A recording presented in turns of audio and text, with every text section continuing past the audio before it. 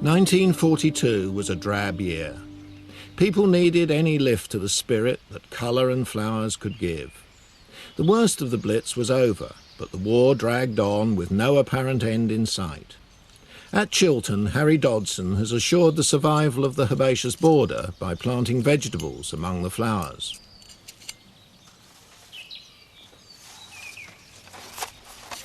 Producers at the BBC used comedy sketches to make wartime recipes more palatable.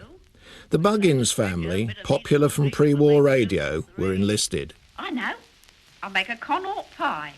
Another disguise for parsnips. Joyce? No. Ruth Mott and her evacuee Joyce tune in to the kitchen front. 5 ounces of flaked oats, a pint of water. There's one thing they ain't rationed yet. Don't, Grandma, you'll make me lose my thread. Where was I? 5 ounces of flaked oats and a pint of water. Then there's half a leek, 1 teaspoonful of mixed herbs and 1 teaspoonful of salt, 2 ounces of leftover meat cut in slices, 2 ounces of cheese and 1 pint of sauce. What kind of sauce? Well, you make it with 3 ounces of national flour and a pint of vegetable stock or water and the 2 ounces of cheese. Sounds all right. What are you going to do with that lot? Well, you put your flaked oats and the leeks and the seasoning and the mixed herbs and the water in a pan and bring it to the boil. Boil it till it's thick, 20 to 30 minutes. Then you turn it onto a flat plate and let it cool.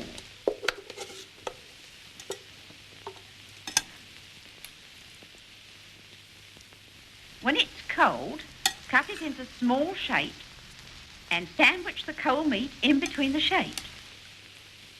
Then you arrange them in a flat dish and pour the cheese sauce over. You grill it or brown it in the oven. That sounds very tasty. Very tasty indeed. If you like to make all that fuss over Maria, I wouldn't. Besides, it might tempt her to stay if your cooking's too good. Don't do to cook too well. That's what made Louisa Nutbutton's husband marry her. She said to me time and again with tears in her eyes, I'm afraid, Clara, she says that Henry only married me for me cooking. Oh, this is taking rather more growing material than I thought for in the beginning, Annie. The government valued the vitamin content of tomatoes.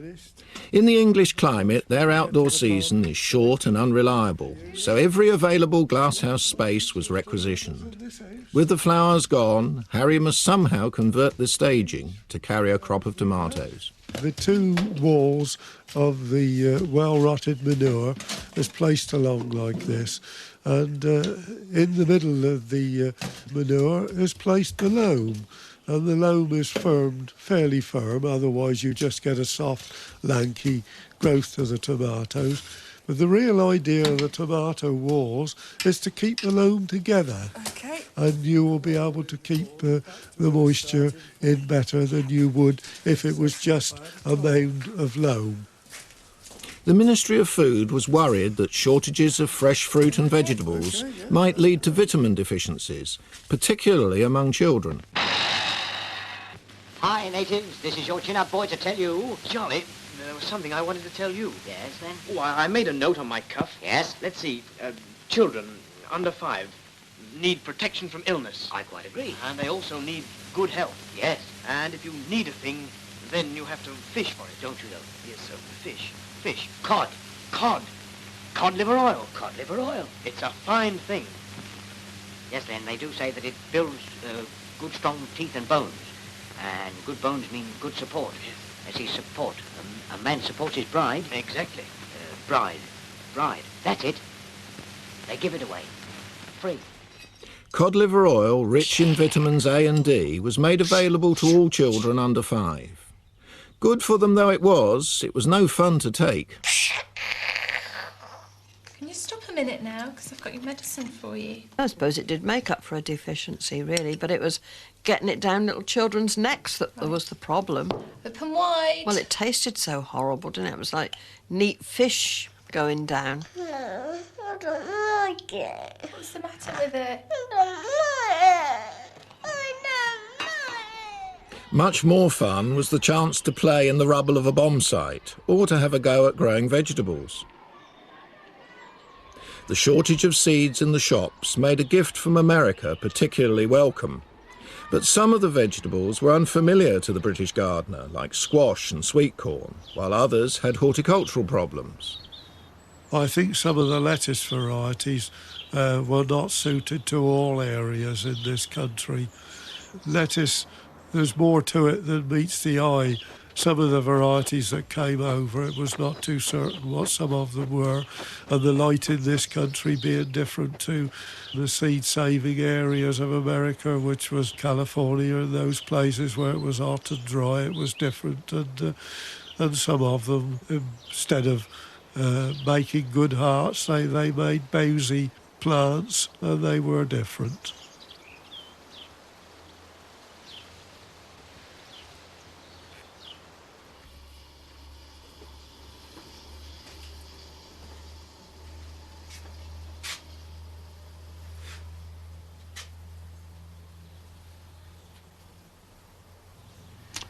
I'm pollinating them. On a nice morning like this requires doing 2 or 3 times a week. The pollen is dry, the atmosphere of this house is reasonably dry this morning, and the pollen is on the stamens, but it needs shifting, and just a tap like this moves the pollen which falls onto the stigma, and you get a pretty good set.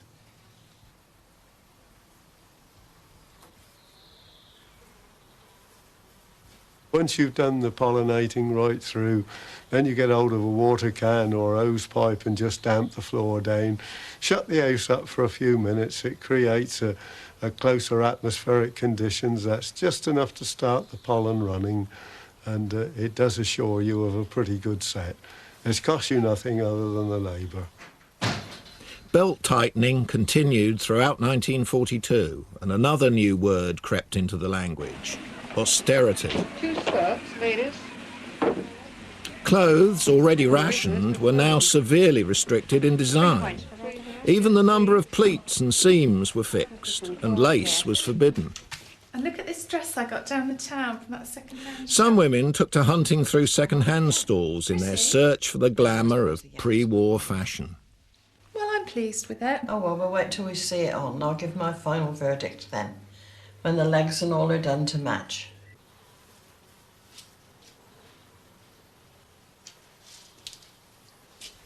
Harry's saved every bit of wood ash he can to lavish on his tomatoes. It contains the potash necessary for healthy growth. Potash during the war was extremely difficult to get hold of and very costly, but a useful crop of tomatoes must have a goodly supply of potash, and the potash prevents the greenback, as we called it in tomatoes. That's a green ring round the top of the tomato where the stalk is joined, and that of course wouldn't ripen if the plants were lacking potash.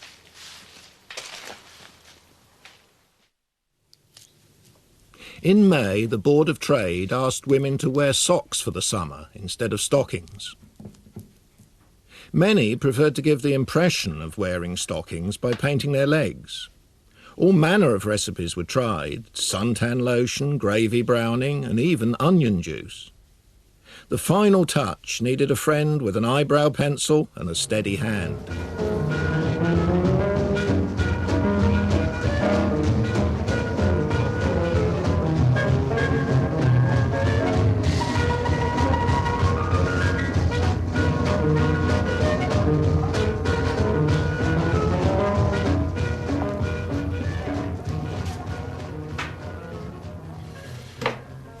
A popular part of any wartime dance was the raffle for some coveted luxury.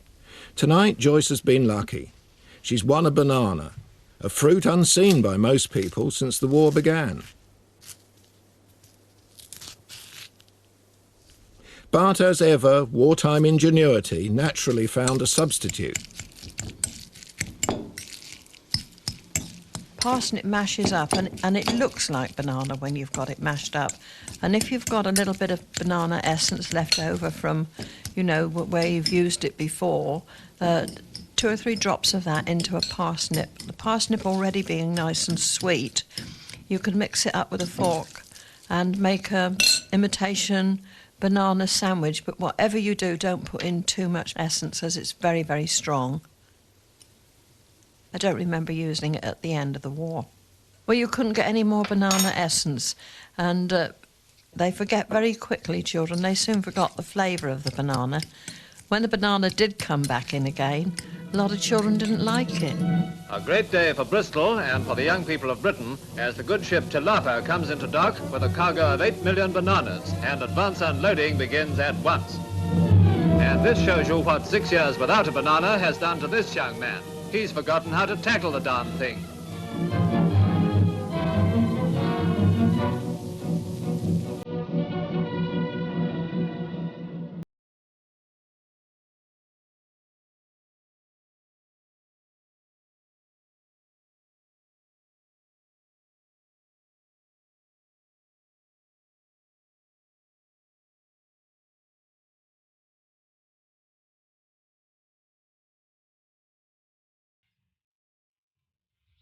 There's nothing for her. What we think we've got here.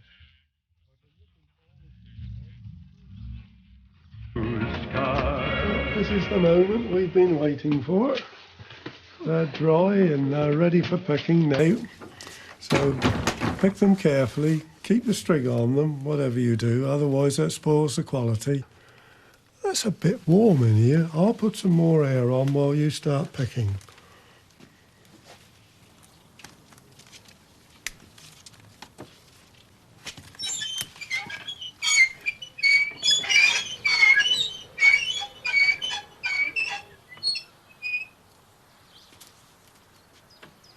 Picking tomatoes is like anything to do with tomatoes. It's a dirty job, and it was never very popular. Your hands go black. There's a film comes off of the tomatoes which stains you, and the foliage stains you even more. Whitefly left excretia on the leaves, which mingled in with the natural bloom off of the leaves, made it even worse. On your hands was stained something terrible. Ordinary soap wouldn't move it. One of the finest things to move it was to get a really ripe tomato and rub it in your hands like a bit of soap, and it would all squeeze through your hands.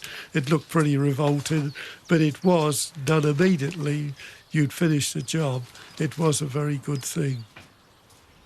If a garden was registered for food production, the bulk of what it grew had to be sent to official wholesalers, but there was always something for local callers.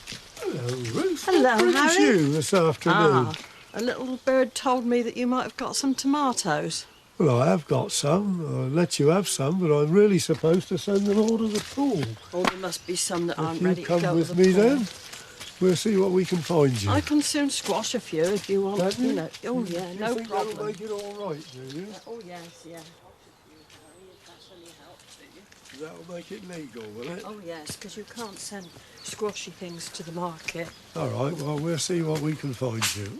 Right. Mind the step, won't you? Be nice if you could just have a few. About £1.50, that's what I'm Oh, is it all right issuing it out as. then? Yeah, Maybe mate, half but, it is then.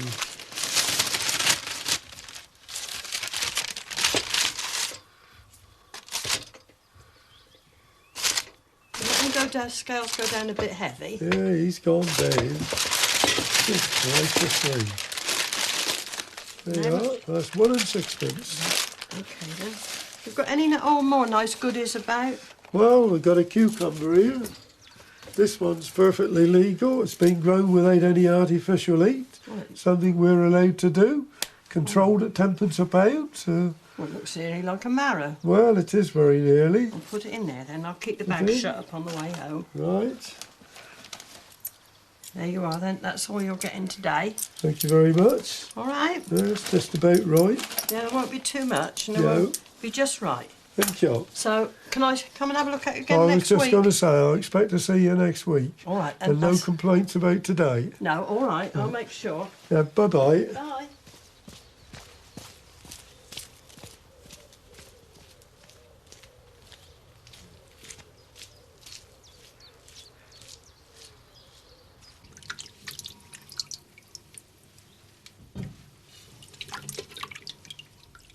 Wartime leaflets urged people to preserve tomatoes whenever they were plentiful.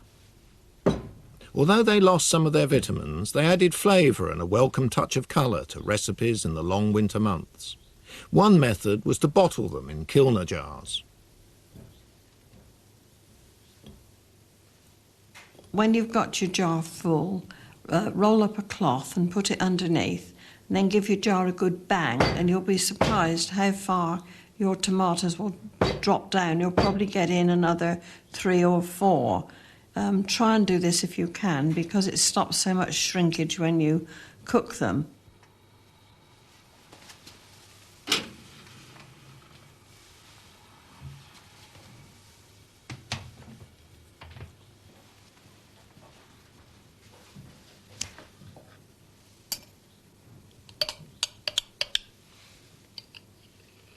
If you've got a spare jar of sort of assorted sizes, leave those and put them in with the rest, because then you can carefully spoon them into the jars when they're cooked and fill your jars up again.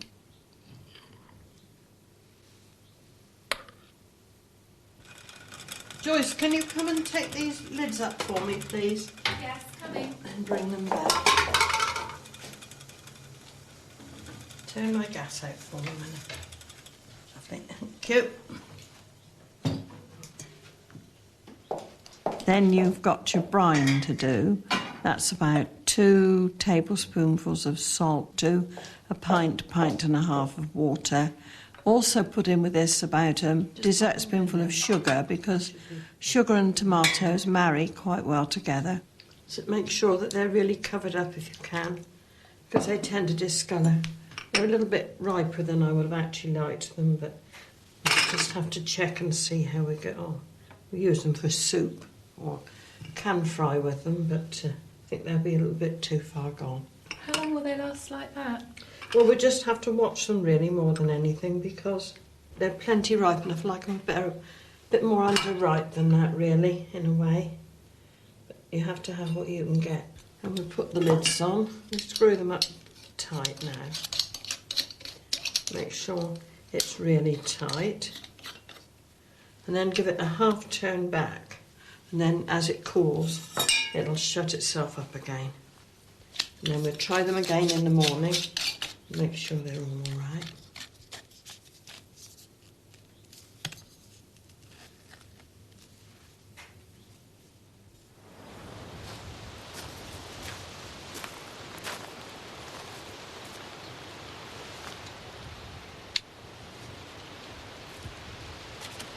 During the summer of 1942, the war reached stalemate. The Germans lay siege to the Russians at Stalingrad, and the British confronted Rommel in the deserts of North Africa. On the home front, the last luxury disappeared when sweets came on ration. Although the sun shone, the country's mood was far from sunny. The BBC did its best to ease the loneliness of separation that so many now felt.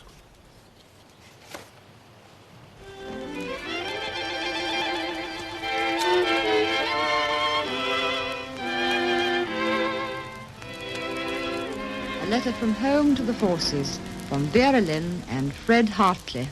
Dear boys, I've been working in the West End all this week, and using the tubes and buses a lot.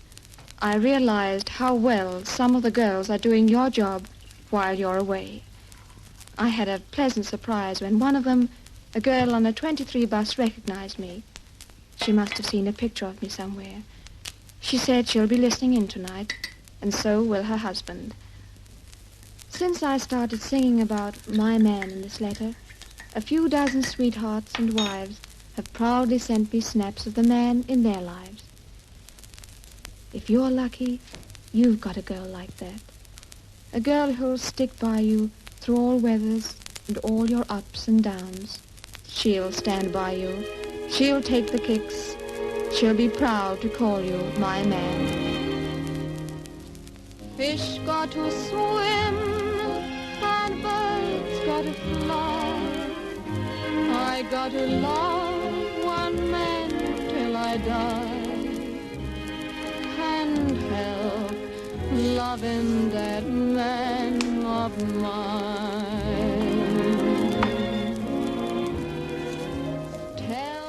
You can't expect things to be as good as they were for you in peacetime, so try to make the best of things as you find